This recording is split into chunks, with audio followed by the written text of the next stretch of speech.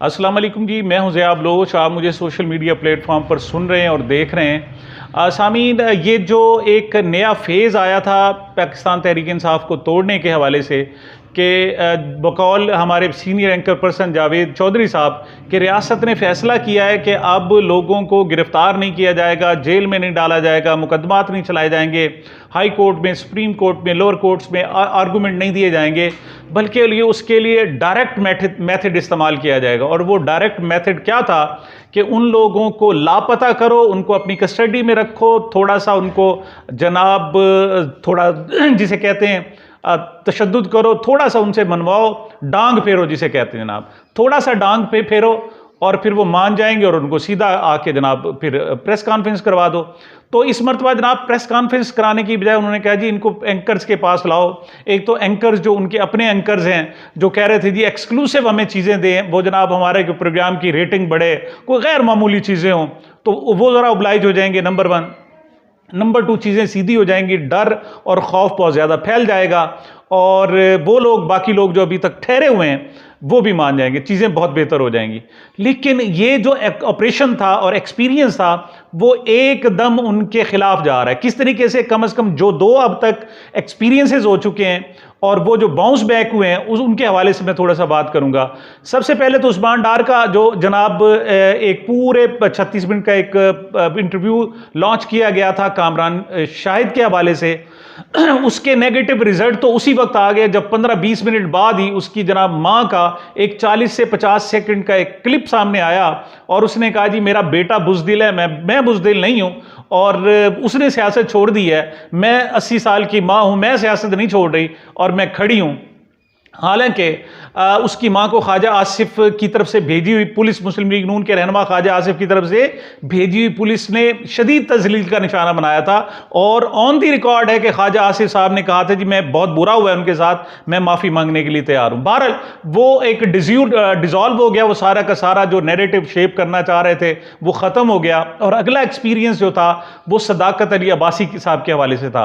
अच्छा, पिछले वीलॉग में मैं आपको बता चुका हूं कि उनको लाया गया डॉन न्यूज़ के दफ्तर में और उनका इंटरव्यू रिकॉर्ड किया गया, लेकिन 2 वजूहात पर जनाब वो नहीं चल सका। एक तो उसमें कुछ गालियां थी जो मतलब बहुत बुरा भला कहा गया था ना सिर्फ इमरान खान बल्कि उनकी अहलिया बुशरा बीबी के हवाले से, और दूसरा जनाब मैंने आपसे अर्ज किया था कि उनके चेहरे पे निशान था, अगरचे बड़ा प्लास्टिक सर्जरी की गई थी, बड़ा जनाब उनको मेकअप किया गया था और ख़त्म करने की कोशिश की गई थी, लेकिन ये इस इंटरव्यू के लिए मनवाने के लिए जो हरबे इस्तेमाल किए रहे थे वो उनके चेहरे पर वाज़े थे।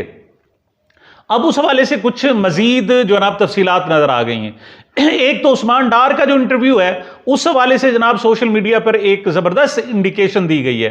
उन्होंने कहा जी ये टोटल 36 मिनट का जनाब इंटरव्यू है, उनमें 26 मिनट और 20वें सेकंड पर चीज़ एक चीज़ जनाब नुमाया हो गई है और एक चीज़ बेनकाब होगी। क्या ख्याल ये किया जा रहा था कि उस्मान डार का जो इंटरव्यू नशर हुआ है उसमें उनके साथ कुछ और भी लोग थे जो ऑब्जर्व कर रहे थे और इंटरव्यू रिकॉर्ड करा रहे थे, वो नामालूम अफराद थे, तो उनको सामने कैमरे में तो नहीं आना था। लेकिन हुआ क्या कि जनाब जहां बैठे हुए जनाब उस्मान डार साहब, उनके पीछे एक शीशा है और उस शीशे में नजर आ रहा है जो सामने वाले लोग हैं। अब वो कैमरा तो इस साइड पर है जिस उसके चेहरे पर है, लेकिन उन्हें अंदाजा नहीं था कि उनके पीछे एक जनाब शीशा लगा हुआ है और सामने जो लोग खड़े हुए हैं वो उस जनाब शीशे में नजर आ रहे हैं। तो आप जाकर देखें, मैंने खुद भी देखा, इसको सोशल मीडिया पे जनाब स्लो मोशन में जरा वाज़े करके दिखाया गया है और मैंने जाकर खुद भी उसको बड़ा बार बार देखा है। 26 मिनट और 20 सेकंड पर कम से कम इतना तो है कि एक शख्स है जिसके बाल आधे सफेद हैं और आधे जनाब वो काले हैं, वो वहां से उठता है और मूव करता है, इतना तो कम से कम उसमें मौजूद है।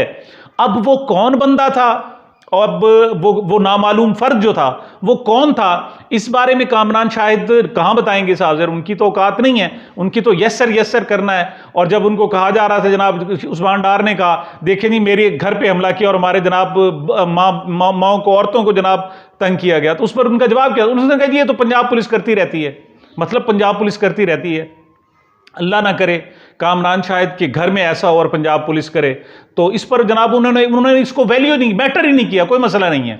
तो बहरहाल वो बंदा कौन था, वो कभी ना कभी कम से कम सामने आएगा कि उस किसने आकर कामरान शाहिद से उनके घर में, उनकी हवेली में जनाब वो उस्मान डार को लाकर इंटरव्यू रिकॉर्ड कराया। अच्छा, अब जनाब उसके बाद एक बड़ा ही एडवेंचर हुआ और वो सदाकत अब्बासी के हवाले से था।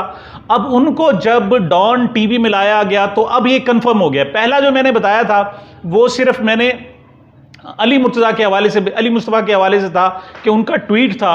अली मुस्तफ़ा जो है वो तुर्की में रहे हैं 7 साल 8 साल उन्होंने जो तुर्क टेलीविज़न TRT है उसमें उन्होंने काम किया है और डॉन टीवी में रहे हैं।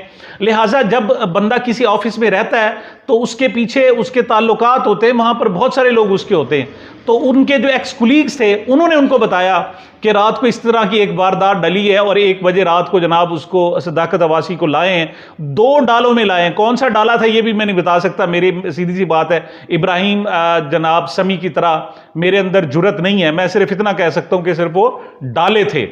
अच्छा, उन डालों में लाया गया और वो जो है ना आदिल शाहजेब के साथ उनको एक इंटरव्यू को रिकॉर्ड कराया गया।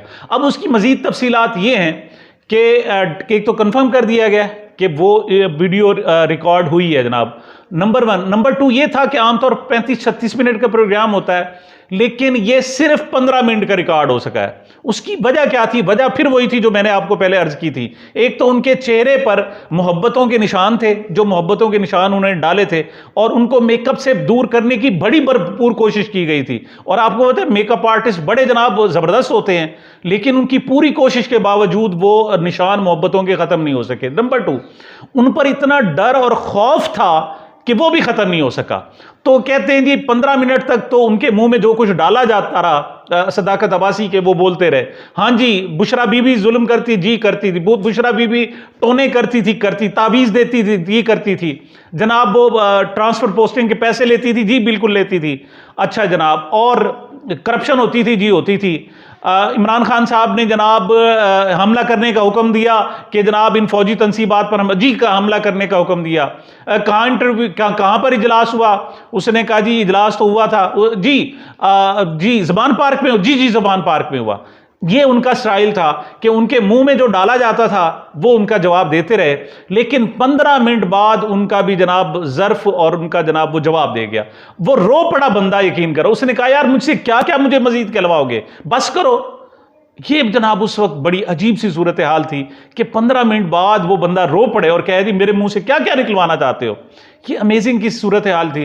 तो उस पर उन्होंने कहा जी चलो इस आखिरी जो स्पॉट है इसको काट दिए, एडिट कर दें और उससे पहले वाले को कंट्रोल करें। और उसके बाद आदिल शाहजेब साहब से कहा गया कि जनाब फाइनल वर्ड्स आप बोल के इसको कंक्लूड कर दिया गया।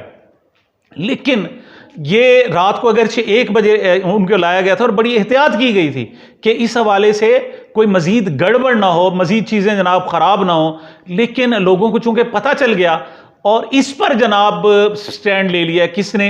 मैं समझता हूं डॉन टीवी की। वैसे मैं आपको कहूं पाकिस्तान में इतना जबर है कि इन तमाम टीवी चैनल्स के जो मालकान थे उनको बुलाया गया था और तकरीबन कहते हैं जनाब 1 मिनट की सारी वो मीटिंग थी। उनमें चाय तक नहीं पूछी गई उन्हें और उन्हें कहा था जी आप बताएं कि आप चाहते हैं आपका टीवी चैनल चलता रहे या बंद कर दिया जाए। उन्होंने कहा जी चाहते हैं। उन्होंने कहा जी चाहते हैं तो फिर जनाब आप इमरान खान का नाम नहीं लेंगे, इमरान खान की कोई पॉजिटिव खबर नहीं देंगे और लफ्ज इमरान खान भी नहीं बोला जाएगा आपके टीवी पर।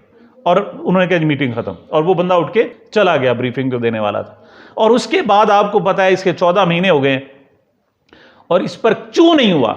मतलब मफादात है ना उनके, साहब सीधी सी बात है, लोगों के मफादात हैं, उससे इससे बाहर नहीं जा सकते।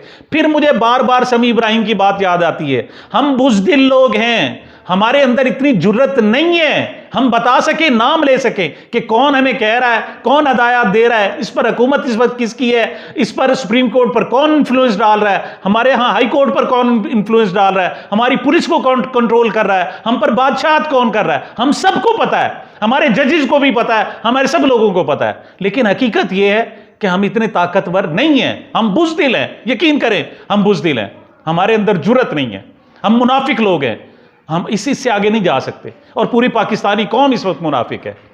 तो जनाब किसी टीवी चैनल को जुर्रत नहीं हुई, लेकिन यहां जुर्रत कैसे कर ली गई?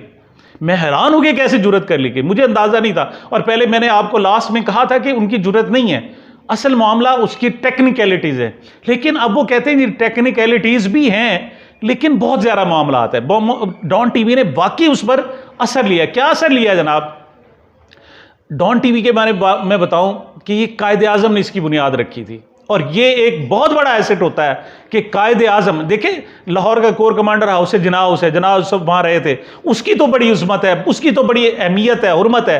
लेकिन डॉन टीवी जिसकी बुनियाद कायदे आज़म ने रखी, अब उसे कहा जा रहा है कि जनाब एक अगवा किए हुए शख्स का इंटरव्यू कराओ और उसके मुंह में जो ठूसा जा रहा है, जो डाला जा रहा है, वो सारा उगलवा के जनाब सुनवाओ। तो इस पर वो कहते हैं जनाब, एक तो मैनेजमेंट कराची बैठी हुई थी, उनसे जब कहा गया तो उन्होंने कहा जी ये कि हमारे बाप दादा का नहीं है, ये कायदे आज़म का जनाब चैनल है, अगर यही सूरत हाल है तो हम इस्तीफ़ा देकर चले जाते हैं।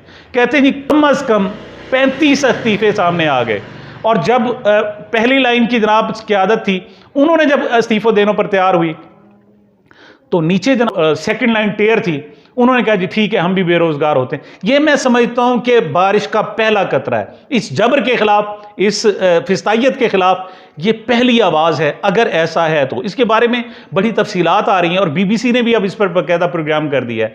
तो बीबीसी को जनाब जो जवाब दिया है, उनसे पूछा गया है कि बताएं आपके पास कोई इंटरव्यू रिकॉर्ड हुआ या नहीं हुआ, तो डॉन टीवी ने बाकायदा तस्लीम किया जी हुआ है, और नंबर 2 उसका जवाब भी दिया है। उन्होंने कहा जी ये गलत हुआ है, और फिर साथ उन्होंने कहा जी हम इसको बाकायदा इंक्वायर कर रहे हैं, हम इंक्वायरी कर रहे हैं कि ये कैसे रिकॉर्ड हो गया और क्यों रिकॉर्ड हो गया।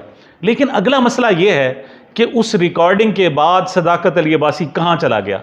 अगरचे उसकी हाई कोर्ट से, इंसदाद दहशतगर्दी की अदालत से फ़ौरन ज़मानत मंजूर हो जाती है। वैसे तो ज़मानत मंजूर होने के लिए मुल्जिम का पेश होना ज़रूरी है ना, यहाँ मुल्जिम लापता है, कोई पता नहीं है उसका बकौल उनके, और उनकी ज़मानत मंजूर हो गई है। और ये तो शुक्र है ना लापता है। उस्मान डार के बारे में तो जनाब बाकायदा वफाकी सूबाई वजीर दाखिला सिंध एहसन नवाज साहब ने कह दिया था कि हमने उसको गिरफ्तार किया है, उसका रिकॉर्ड मौजूद है। वो फिर कहेगा हमें पता नहीं है। अच्छा, इसी तरीके से शेख रशीद जब गिरफ्तार हुए तो बाकायदा आईजी पंजाब ने बीबीसी को ही कहा कि जी बाकी हमने उनको गिरफ्तार कर लिया है। अब वो कहते हैं नहीं जी हमने तो गिरफ्तार ही नहीं किया। इस किस्म के मजाक हो रहे हैं, और ये मजाक जब सुप्रीम कोर्ट में जाता है तो जज साहब कहते हैं ये मजाक आज से नहीं हो रहे, ये तो 70 साल से हो रहे हैं। तो इस तरीके से जनाब मैं समझता हूं डॉन टीवी ने एक पहला बड़ा रिएक्शन दिखाया है, और इस इंटरव्यू को उन्होंने नशरों ने ऑन एयर उनसे रोक लिया है। लेकिन अब इतलात ये आ रही हैं कि अब जनाब कोई हम न्यूज़ के हवाले से या दूसरे टीवी चैनल्स हैं उनके बारे में उनको तय किया जा रहा है, और अब उसको जो मेकअप आर्टिस्ट है वो भी बेहतर लाया गया है, और उसको थोड़ा सा लुकनती भी उसकी दूर कर दी है सदाकत अब्बासी की। बहरहाल वो चूंकि आना है इंटरव्यू, वो तो हर सूरत आएगा। और सदाकत अब्बासी से ये तो छोटी बात है ना कि ये जनाब 9 मई के हमले जो इमरान खान ने कराए, अगर उनसे ये भी कहलवा दिया जाए कि जनाब ये जो यूक्रेन पर रूस ने हमला किया था दर हकीकत वो इमरान खान साहब ने करवाया था, तो इस पर भी वो कह देंगे, बिल्कुल कह देंगे। तो इसमें कोई दो राय नहीं है। तो जनाब ये अब तक की अपडेट थी, मैंने कहा मैं कम से कम आप तक पहुंचा दूं। मुझे मेरे इस चैनल को अपनी मोहब्बतों और दुआओं में याद रखिएगा। मिलते हैं छोटे से वक्फे के बाद।